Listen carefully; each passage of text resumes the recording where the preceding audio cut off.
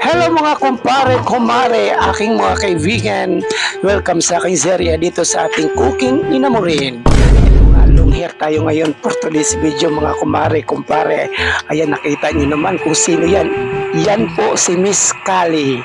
Kalibugan. Aray ko! So yun nga, yun. Mga kumpare, mga kumare, mga che, kung ano pa man. Ayan, luluto tayo ngayon ng uulamin natin po today's video kasi mga che, tinanghali tayo ng gising. So ngayon, pues muna lang tayo mga che. So magluluto pala ako dito mga che, Century 2 na haluan natin ng itlog. This is an inventory. Hindi. Invento lang na luto yan mga che. So susubukan natin paghaluin ko ano yung lasa.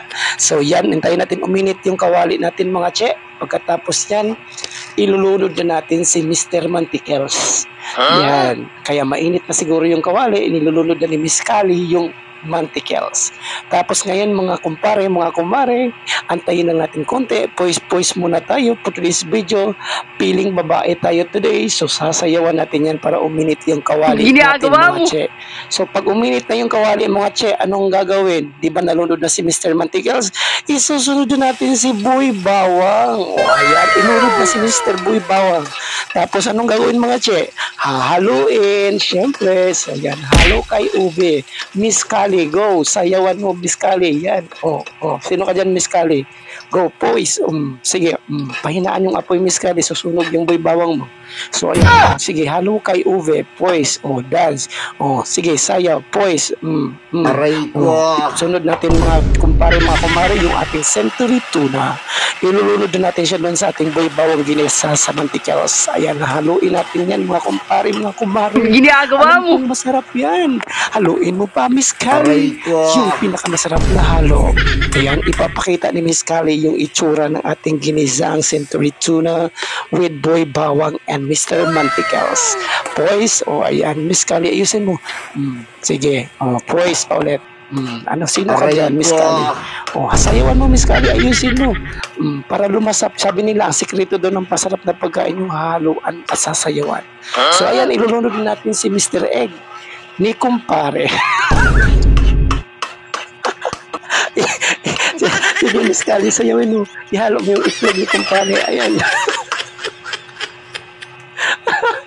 Kantang voice over to.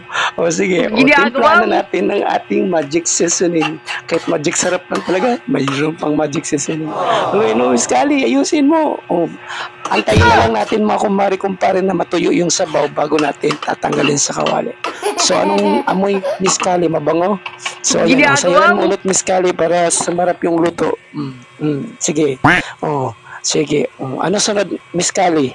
Okay. Tuyo na mga Miss Kali. Hango na natin. A few moments later. Matitikman na natin. So, ito na yung pinaka-final test, yung tikiman time with rice. Titikman natin mga kumpare, kumare, kung ano yung lasa ng niluto natin, kung masarap ba. Kasi never ko pa natikman yung Century 2 na pinaghaluan ng itlog at tinimplahan ng magic sarap. Sige, it's taste test time. Anong lasa, Miss Kali? Anong lasa? Masarap daw.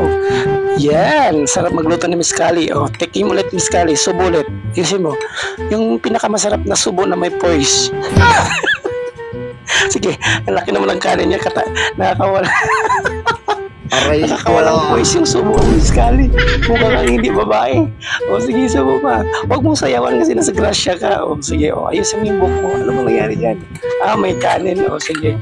Subo ulit, Miss Kali. Ayusin mo pag subo, yung pinakadalagang Pilipina. Para ka namang hindi dalaga eh. Sige, poise. Medyo malit na yung kanin. Okay na yan. Sige, subo ulit, Miss Kali. Walang ulam, Miss Kali.